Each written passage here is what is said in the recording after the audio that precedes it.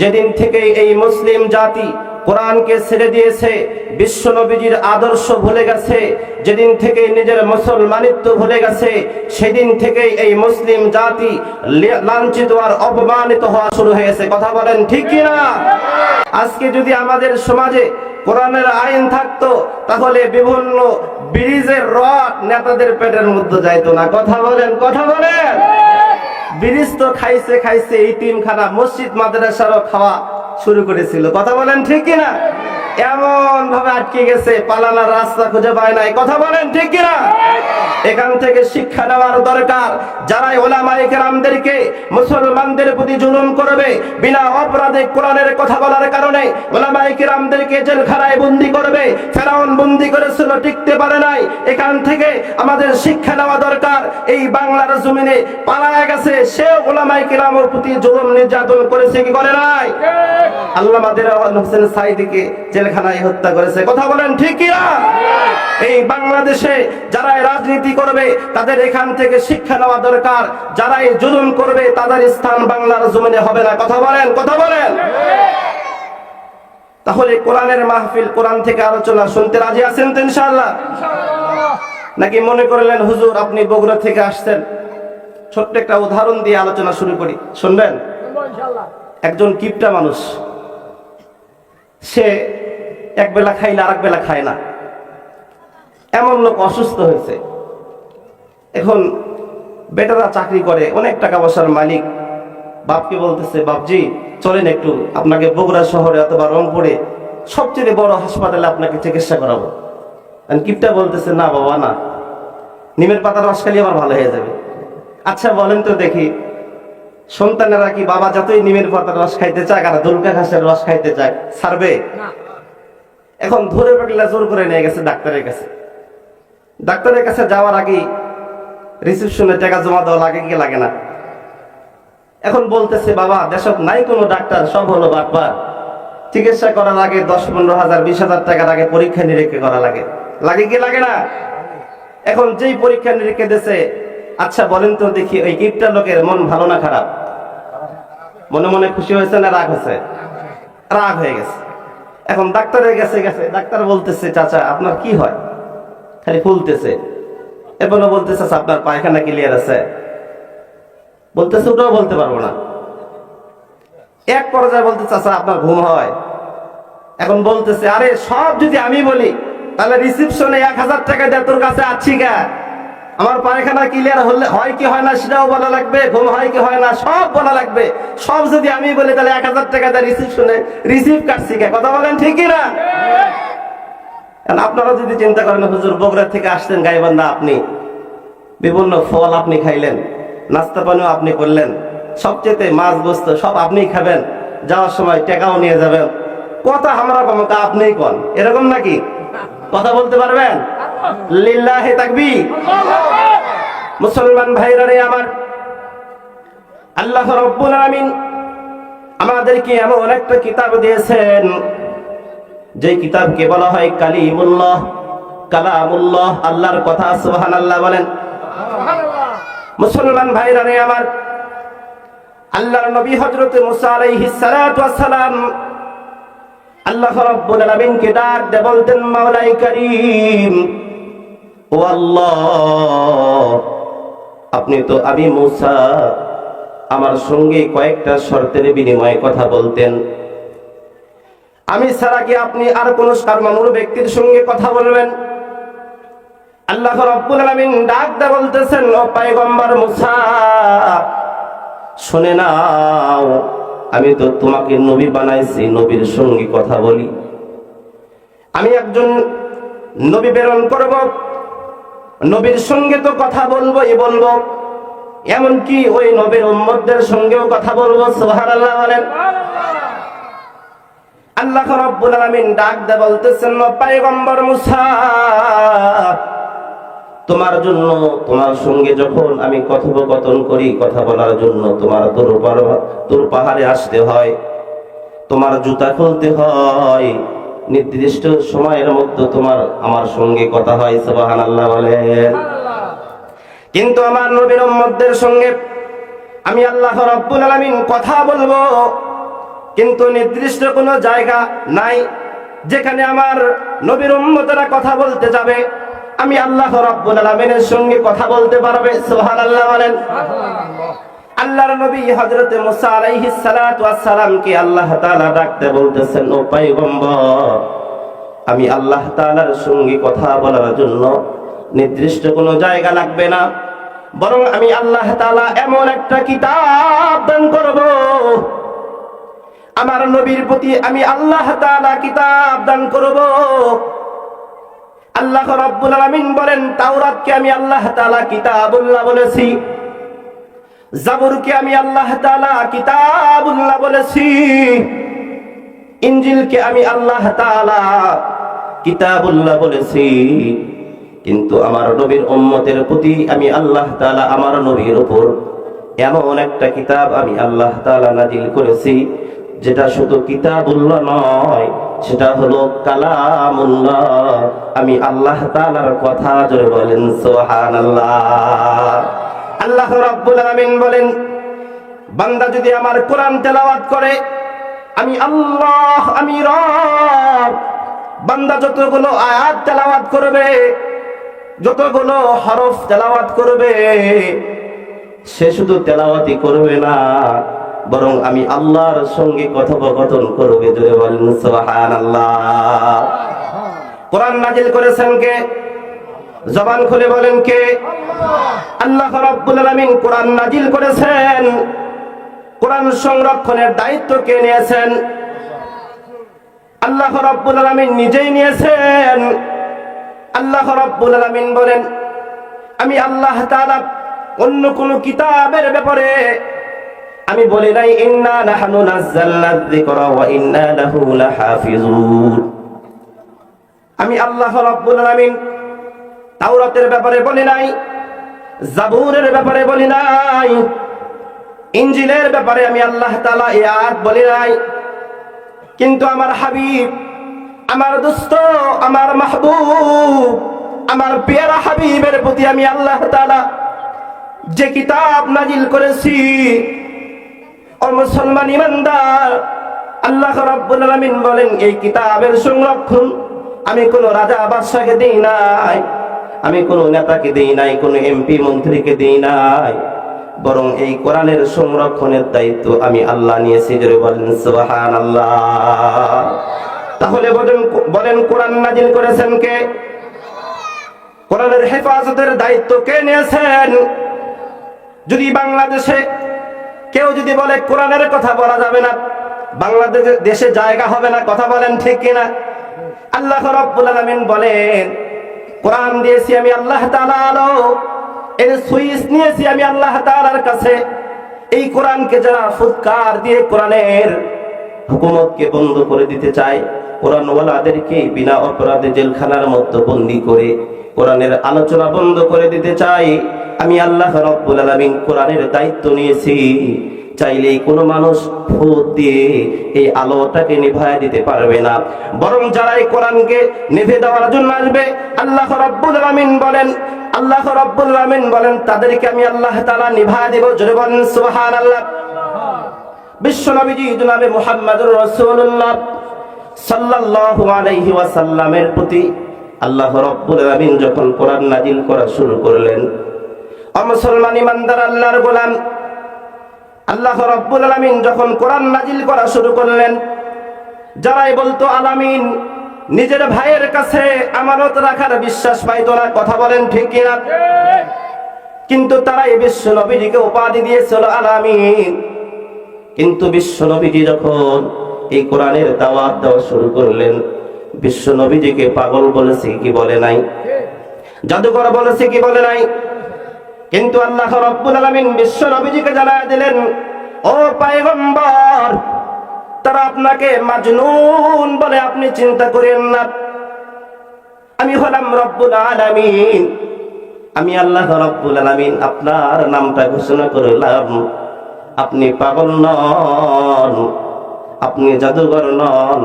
সূরাতুল কলমের মধ্যে আল্লাহ তাআলা কলমের কসম খেয়ে বলেন, নুন ওয়াল কলমি ওয়া মা ইয়াসতুরুন। আল্লাহু আকবার বলেন। মা আনতা বিনি'মাতি রাব্বিকা বিমাজনুন। আল্লাহু আকবার বলেন। আল্লাহ রাব্বুল আলামিন ডাক দিয়ে বলতেছেন, ও পয়গম্বর, মন খারাপ করেন না। আপনাকে পাগল বলতেছে, আমি আল্লাহ তাআলা কলমের কসম খেয়ে বললাম, আমি রব আপনাকে সৃষ্টি পাগল করে করি নাই, বরং আমি আল্লাহ তাআলা আপনাকে সৃষ্টি করেছি। ওয়ামা আরসালনাকা ইল্লা রাহমাতাল লিল আলামিন। আল্লাহ রাব্বুল আলামিন বলেন, পয়গম্বর চিন্তা করেন না, আমি আল্লাহ তাআলা কসম করে বললাম, আপনাকে আমি আল্লাহ তাআলা পাগল করে সৃষ্টি করি নাই, বরং আমি আল্লাহ তাআলা আপনাকে রহমাতাল লিল আলামিন করে প্রেরণ করেছি। কবি বলেন, শুধু ওয়াজুদস রহমাতাল লিল আলামিন, শুধু ওয়াজুদস রহমাতাল লিল আলামিন, মসজিদে ও শুধু হামারো এ জমিন। জোরে বলেন মারহাবা। আল্লাহ রাব্বুল আলামিন বলতেছেন, পয়গম্বর আমি আল্লাহ রাব্বুল আলামিন কসম করে বললাম, আপনি পাগল নন, বরং আপনাকে যারা পাগল বলবে তারাই পাগল। কথা বলেন ঠিক কিনা? বাংলাদেশে উলামায়ে কেরামদেরকে যারা জঙ্গিবাদী বলতো, মৌলবাদী বলতো, ও মুসলমান উলামায়ে কেরাম কখনো জঙ্গিবাদী মৌলবাদী না। কথা বলেন ঠিক কিনা? যারা বাংলাদেশের উলামায়ে কেরামদেরকে জঙ্গিবাদী বলে, মৌলবাদী বলে, উলামায়ে কেরাম দেখলেই নাক সিটকায়, ঘৃণা করে, উলামায়ে কেরামদেরকে দেখলেই একটা ট্যাগ লাগায়া দেয়, রাজাকারের ট্যাগ লাগায়া দেয়। কথা বলেন ঠিক কিনা? আল্লাহ রাব্বুল আলামিনের পয়গম্বরকে জাদুকর বলেছিল, পাগল বলেছিল। আল্লাহ তাআলা বলেন, পয়গম্বর আপনি জাদুকর নন, আপনি পাগল নন। উলামায়ে কেরামদেরকে যারা জাদুকর বলবে, পাগল বলবে, জঙ্গি বলবে, এখান থেকে শিক্ষা নেওয়া দরকার। বিশ্ব নবীজি যেরকম পাগল নন, উলামায়ে কেরামও জঙ্গি নন। কথা বলেন ঠিক কিনা? যারাই উলামায়ে কেরামদেরকে জঙ্গি বলবে তারাই বড় জঙ্গি। কথা বলেন। মুসলমান ভাইরা রে আমার, আল্লাহ রাব্বুল আলামিন আমাদেরকে এমন একটা কিতাব দিয়েছেন, এই কোরআন পড়লে আল্লাহ তাআলা দুনিয়াতেও আমাদেরকে সফলতা দান করবেন, কাল কিয়ামতের দিন আল্লাহ তাআলা আমাদেরকে সফলতা দান করবেন। জোরে বলেন সুবহানাল্লাহ। মুসলমান ভাইরা রে আমার, মাদ্রাসার কোরআনের মাহফিল, কোরআন পড়লে কি লাভ? কোরআন অনুযায়ী চললে কি লাভ? আল্লাহ রাব্বুল আলামিন কাল কিয়ামতের দিন ডাক দিয়ে বলবেন, ইউকালু লিসাহিবিল কুরআন, ইউকালু লিসাহিবিল কুরআন, ও কোরআন পড়নেওয়ালারা তোমরা কোথায়? ইকরা ওয়ারতাকি কামা কুনতা তুরাতিলু ফিদ দুনিয়া, তোমাদের ভাঙ্গা ভাঙ্গা কণ্ঠ দিয়ে তোমরা দুনিয়ার জিন্দেগিতে যেরকম কোরআন তেলাওয়াত করতে, আজকে তোমরা তোমাদের ওরকম কণ্ঠ দিয়ে, ভাঙ্গা ভাঙ্গা কণ্ঠ দিয়ে কোরআন তেলাওয়াত করো। আল্লাহু আকবার বলেন। আল্লাহ রাব্বুল আলামিন বলবেন, ফা ইন্না মানজিলাকা ইনদা আখিরি আয়াতিন তাকরাউহা, বান্দা যতগুলো আয়াত তেলাওয়াত করবা আমি রব ততগুলো জান্নাত তোমাদেরকে দান করব। জোরে বলেন সুবহানাল্লাহ। মুসলমান ভাইরা রে আমার, সেই দিন আমার আপনার সন্তানকে যদি এই হাফিজিয়া মাদ্রাসায় দিতে পারি, হাফিজিয়া মাদ্রাসায় যদি পড়াইতে পারি, সেই দিন আমার আপনার সন্তানেরা যখন ৬০০০ আয়াত তেলাওয়াত করবে, ৬০০০ তালা উপরে যাওয়ার পর জাহান্নামের মধ্য থেকে কে যেন ডাকতে বলবে, আব্দুর রহমান, ও আব্দুর রহিম, একা জান্নাতে যেও না রে বাবা, একা জান্নাতে যেও না। হাফেজে কোরআন দ্বারা যাবে, আল্লাহ রাব্বুল আলামিন কি ডাকতে বলবে, মালিক আমি তো জান্নাতের ৬০০০ তালা উপরে চলে আসছি, কিন্তু জাহান্নামের মধ্য থেকে কে যেন আমার নাম ধরে ডাক দিয়েছে। আল্লাহ, এই নামটা যেন দুনিয়ার জিন্দেগিতে কতবার নাম ধরে ডাক দিয়েছে, কতবার যেন এই নামের আওয়াজ শুনেছি। হাফেজে কোরআন ডাক দে বলবে, আল্লাহ আমি একটু ভালো করে ওই ব্যক্তিকে দেখতে চাই। আল্লাহু আকবার বলেন। হাফেজে কোরআন নজর করে দেখবে, আমি যেই মাদ্রাসায় লেখাপড়া করতাম একজন বয়স্ক মানুষ দাদু দাদু বলে ডাকতো। আমার মা ছিল না, আমার বাবা ছিল না, আমি ছিলাম এতিম। আমি যখন বাজারে যাইতাম কত মানুষ মিঠাই মিষ্টি খাইতো, আমি শুধু চোখ বুজে বুজে দেখতাম আর মনে মনে বলতাম, আল্লাহ আমাকে তুমি মাদ্রাসায় নিয়ে আসতো রে আল্লাহ। কিন্তু আজকে আমার ইমানদার হাফেজিয়া মাদ্রাসায় এমন এতিম বাচ্চা থাকে, মাদ্রাসা যখন ছুটি হয়ে যায়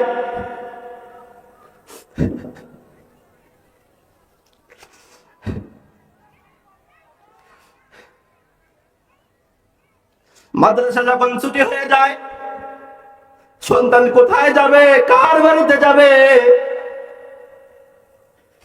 ও মা বোনেরা, এমন সন্তান আছে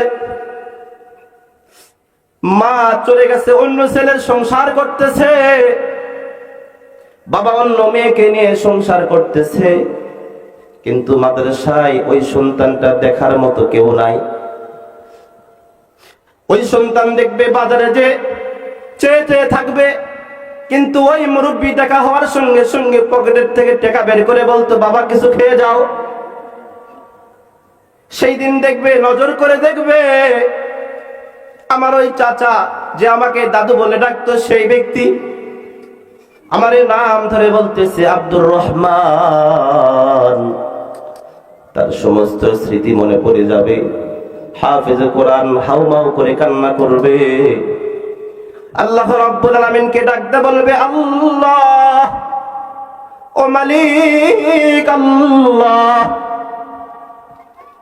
দুনিয়ার জিন্দেগিতে আমার কেউ ছিল না। আমি যখন মাদ্রাসায় লেখাপড়া করতাম এই দাদুটা আমাকে চকলেট কিনে দিত।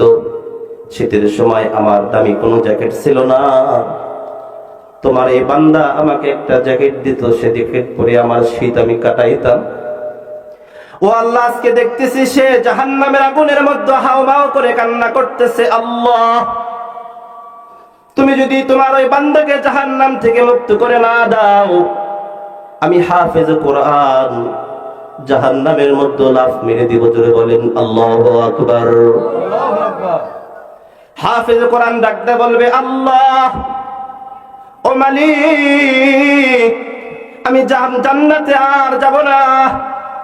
যদি জান্নাতে যাইতে হয়, আমাকে যে ভালোবাসতো, আমাকে যে সহযোগিতা করতো, তাদেরকে সঙ্গে করে নিয়ে জান্নাতে যাব। আল্লাহ রাব্বুল আলামিন ডাকতে বলবে, রে হাফেজ কোরআন, তোর জাহান্নামের মধ্যে লাফ মারতে হবে না, কারণ তোর সিনার মধ্যে আছে কোরআন। তুই যদি সিনার মধ্যে কোরআন নিয়ে জাহান্নামের মধ্যে লাফ মারো, তুমি যদি সিনার মধ্যে কোরআন নিয়ে জাহান্নামের মধ্যে লাফ মারো, মুহূর্তের মধ্যে জাহান্নামের আগুন নিভায়া যাবে। যদি বলেন সুবহানাল্লাহ।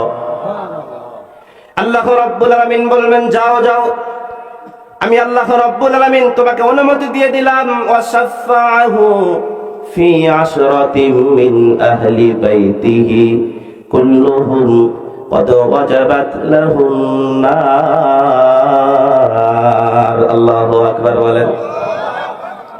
আল্লাহ রাব্বুল আলামিন হাফেজে কোরআনকে বলবে, যাও যাও, আমি আল্লাহ রাব্বুল আলামিন তোমাকে অনুমতি দিয়ে দিলাম, তোমার আহালের মধ্য থেকে যাদের জন্য জাহান্নামের আগুন ওয়াজিব হয়ে গেছে, জাহান্নামের ফেরেশতারা হাতের পায়ের মধ্যে শিকল লাগায়া জাহান্নামের দিকে টেনে টেনে নিয়ে যাচ্ছে।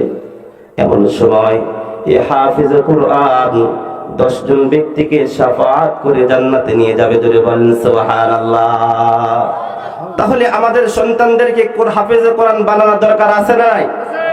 হাফেজে কোরআন বানানোর পর আপনার সন্তানকে কোরআনের শিক্ষায় শিক্ষিত করার পর আপনি যত ডিগ্রি ইচ্ছা করেন নিতে পারেন। যদি আপনার সন্তানের ছোট্ট বয়সে যদি কোরআনের শিক্ষা ঢুকাইতে পারেন, যতই ডিগ্রি অর্জন করুক না কেন, আপনার সন্তান কখনো ইসলামের বিপক্ষে যাবে না। কথা বলেন ঠিক কিনা? আপনার সন্তান কখনো মুরতাদ হবে না। কথা বলেন ঠিক কিনা? এজন্য আসুন, আমাদের সন্তানকে যদি আমরা হাফেজে কোরআন বানাইতে চাই, তাহলে আমরা বাবা মা আমাদের ভালো হওয়ার দরকার আছে না নাই? বাবা মারও ভালো হইতে হবে। আমরা সকলে চাই আমাদের সন্তান ভালো হোক, কিন্তু আমরা এক নম্বরের গাঁজাখোর। এরকম লোক আছে না নাই? বিড়িখোর আছে না নাই? দেখবেন যাদের বিড়ি খাওয়া অভ্যাস, কয়েক বেলা খাবার দেন আর না দেন, বিড়ি খাইলে সব ওই চাচা বলতেছে খিদা লাগে না। আবার দেখবেন আমরা হুজুর মানুষ যখন বাড়িতে যাই, যখন দিন মজুরদেরকে বলি ভাই একটু ধান কেটে দেন, কি এই কাজটা করে দেন, বলে হুজুর বাড়ি হুজুর মানুষের বাদ কাজ করার শান্তি নাই। আমরা বগুড়ার ভাষায় বলতেছি আর কি, আঞ্চলিক ভাষায়। কি জন্য চাচা? বলে সব ঠিক আছে, খাওয়া দাওয়া সব দিক, গরুর গোস্ত দিলাম আমার পেট ভরে না, যদি এক পেট বিড়ি দেয় ওটাই আমাদের গরুর গোস্ত। এরকম লোক আছে না নাই? আবার এই বিড়ি খোরেরা আবার বলে যে আমাদের গ্যাসের ওষুধ খাওয়া লাগে না। দেখবেন যে সবচাইতে যে নোংরা জায়গা বাথরুম, দেখবেন ওখানে গেলে বিড়ি টান না মারলে বলে পায়খানা ক্লিয়ার হয় না। এরকম লোক আছে না নাই? আপনাদের মনে হয় গাইবান্ধায় নাই? আছে। ওরা আবার গান গায় একটা, বলবো বলবো, বিড়ি না খাইলে এক টান, মন যে করে আনচান, কোথায় গেলে পাবো আমি বিড়ি টান, বিড়ি যে আমার জানের জান। কথা বলেন ঠিক কিনা? আড্ডায় গল্পে চাষতলে বসিয়া, মুখে বিড়ি লইয়া সে টান্ডায় কষিয়া। কথা বলেন ঠিক কিনা? যুবকরা দেখবেন বিড়ির তো টান মারে মারে, কে কত স্পিরিটে 3G 4G 5G পার করে দেয়, কে কার আগে কত স্পিরিটে নাক দিয়ে ধোঁয়া বের করতে পারে। কথা বলেন ঠিক কিনা? আজকে যদি এই যুবকেরা বিড়ি টানার প্রতিযোগিতা না করে, যদি আজকে যুবকেরা কোরআনকে সামনে নিয়ে, কোরআনকে বুকে ধারণ করে, কোরআনকে মেনে নিয়ে যদি আল্লাহু আকবারের ধ্বনি দিয়ে সামনে অগ্রসর হয়, বাংলার জমিনে যে কয়টা নাস্তিক আছে, এই নাস্তিকরা পালানোর রাস্তা খুঁজে পাবে না। কথা বলেন ঠিক কিনা? আজকে যদি যুবকেরা আল্লাহু আকবারের ধ্বনি দিয়ে সামনে অগ্রসর হয়, বাংলার জমিনে ইসলামের হুকুমত কায়েম হইতে সময় লাগবে না। কথা বলেন, কথা বলেন। মুসলমান ভাইরা রে আমার, আমরা সকলে চাই আমাদের সন্তানদেরকে হাফেজে কোরআন বানাবো, আমাদের সন্তানদেরকে আব্দুল কাদের জিলানী বানাবো। ও মুসলমান, আব্দুল কাদের জিলানী এমনি এমনি আব্দুল কাদের জিলানী হয় নাই।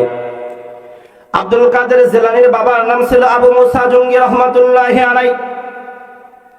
আবু মুসা জঙ্গি রহমাতুল্লাহি আলাইহি কেমন আল্লাহ ওয়ালা ছিলেন বোঝানোর জন্য ছোট্ট একটা ওয়াকিয়া বলবো, শুনবেন? কারা কারা শুনবেন না হাত তুলেন দেখি। শুনবেন না? ও আচ্ছা, খোঁজ ঠিক রাখেন। আবু মুসা জঙ্গি রহমাতুল্লাহি আলাইহি কেমন আল্লাহ ওয়ালা ছিলেন রে মুসলমান। আমরাও চাই আমাদের সন্তানদেরকে আব্দুল কাদের জিলানী বানাবো। মা বোনদেরকেও বলতে চাই, মা আপনি যদি আব্দুল কাদের জিলানীর মা হইতে চান, আপনি যদি মঈনুদ্দিন চিশতির মা হইতে চান, আপনার কেমন হইতে হবে? আব্দুল কাদের জিলানীর বাবার নাম ছিল আবু মুসা জঙ্গি রহমাতুল্লাহি আলাইহি। নদীর কিনারে দিয়ে যাচ্ছিলেন, ক্ষুধার কারণে নদীর মধ্য দিয়ে একটা ফল ভেসে যাইতেছে। এমন সময় ক্ষুধার কারণে আবু মুসা জঙ্গি রহমাতুল্লাহি আলাইহি ফলটা খেয়ে ফেলেছেন। ফলটা খাওয়ার সঙ্গে সঙ্গে মনে হয়ে গেছে যে আমি তো যে ফলটা খাইলাম, ফলের মালিককে তো আমি বলি নাই, আর না বলে যদি আমি ফল খাই, তাহলে না বলে খাওয়া এটা তো চোরের শামিল। কথা বলেন ঠিক কিনা? আবু মুসা জঙ্গি রহমাতুল্লাহি আলাইহি চিন্তা করলেন যে কাল কিয়ামতের দিন এই ফলের মালিক যদি ডাক দে বলে, আল্লাহ আমার বাগানের ফল নদীর মধ্য দিয়ে ভেসে যাইতেছে, তোমার ওই বান্দা খেয়েছিল, সেই দিন যদি আল্লাহ তাআলা আমাকে আটকায় দেয়, তাহলে সেই দিন তো আমি পার পাইতে পারবো না। আবু মুসা জঙ্গি রহমাতুল্লাহি আলাইহির ভিতরে কার ভয়? কথা বলেন, কার ভয়? আর আমার আপনার ভিতরে কার ভয়? র‍্যাবের ভয়। র‍্যাবের ভয় কিসের ভয়? মাহফিল চলতেছে, আল্লাহু আকবার ধ্বনি হচ্ছে, সাইডে যে একটা ফটকা ফুটছে আর মুসল্লিরা নাই, এরকম সুযোগ আর বাংলার জমিনে হবে না। কথা বলেন ঠিক কিনা? যদি বাংলার জমিনে মুসলমানরা যদি আবারও সিদ্ধান্ত নিতে ভুল করে, যেই দশা সেই চাল হওয়ার সম্ভাবনা আছে না নাই? কিন্তু বাংলার মুসলমান কখনো এই ভুল আর করবে না। কথা বলেন ঠিক কিনা? বাংলার জমিনে ডিজে পার্টি গান করতে গেলে অনুমতির প্রয়োজন হয় নাই, অথচ কোরআনের মাহফিল চলাকালীন মাহফিল বন্ধ করে দিয়েছে। কথা বলেন ঠিক কিনা? ওলামায়ে কেরামদেরকে আমার এই গাইবান্ধা জেলায় একটা প্রোগ্রাম নিয়েছিলাম, নেওয়ার সময় আমার বাপের আইডি কার্ড আমার মার আইডি কার্ড এক পিস্টেল সামনে ধরায় দিচ্ছে, বলতেছে এ করা লাগবে। আপনারা বগুড়ার মানুষ, বগুড়ার বক্তাদেরকে এমনিতেই আমরা গাইবান্ধাতে একটু ভয় ভয় করি। গাইবান্ধার মানুষের ভয় আছে নাকি? মরবো তো আল্লাহর জন্য মরবো, জীবন যদি দিতে হয় আল্লাহর জন্য দিব, জীবন যদি দিতে হয় কোরআনের জন্য দেব। কারা কারা রাজি আছে তো হাত তুলে আল্লাহকে দেখায়। নারায়ে তাকবীর, নারায়ে তাকবীর। কোরআন আছে যেখানে, গান বাজনা যেখানে, ঠিক আছে। মুসলমান ভাইরা রে আমার, আবু মুসা জঙ্গি রহমাতুল্লাহি আলাইহির ভিতরে কার ভয়? ও মুসলমান ইমানদার, আল্লাহ রাব্বুল আলামিন বলেন ইন্নাল্লাযীনা ক্বালু রাব্বুনাল্লাহ সুম্মা ইসতাকামু তাতানাজ্জালু আলাইহিমুল মালায়েকা আল্লা তাখাফু ওয়া লা তাহজানু ওয়া আবশিরু বিল জান্নাতি। বলেন সুবহানাল্লাহ। মুসলমান ইমানদার আল্লাহর গোলাম, আমরা যদি আল্লাহ রাব্বুল আলামিনকে রব বলে স্বীকার করে থাকি, আর আল্লাহ রাব্বুল আলামিনকে যদি রব বলে স্বীকার করে নি, আর আল্লাহ তাআলাকে রব বলে স্বীকার করার কারণে যদি মামলা হামলা হয়, জেল জুলুম হয়, আমি যদি বিপদে পড়ে যাই, আল্লাহ রাব্বুল আলামিন বলেন বান্দা তুমি যদি বিপদে পড়ে যাও, আমি আল্লাহ রাব্বুল আলামিন তোমাকে সাহায্য করার জন্য আসমান থেকে ফেরেশতা পাঠায়া দিব। জোরে বলেন।